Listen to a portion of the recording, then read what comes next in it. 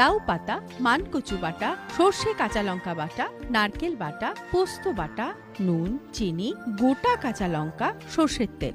লাউ পাতার কচু বাটা করতে প্রথমে লাউ পাতাগুলো গরম জলে ব্লাঞ্চ করে নিতে হবে। এরপর একটা মিক্সিং বলে একে একে কচু বাটা, সর্ষে কাঁচা লঙ্কা বাটা, পোস্ত বাটা, নারকেল বাটা, নুন, চিনি, সর্ষের তেল ও গোটা কাঁচা লঙ্কা ভালো করে মিশিয়ে নিতে হবে। এরপর তৈরি পুর লাউ পাতায় ভরে মুড়িয়ে টুথপিক দিয়ে আটকে দিতে হবে। তারপর বাটিতে তেল মাখিয়ে পুর ভরা লাউ পাতাগুলো ভাপানোর জন্য রাখতে হবে। স্টিমে বসিয়ে 10 থেকে 15 মিনিট রেখে ভাপিয়ে উল্টে নিতে হবে। বেশ কিছুক্ষণ রেখে গরম গরম ভাতের সঙ্গে পরিবেশন করুন লাউ পাতার কচু বাটা।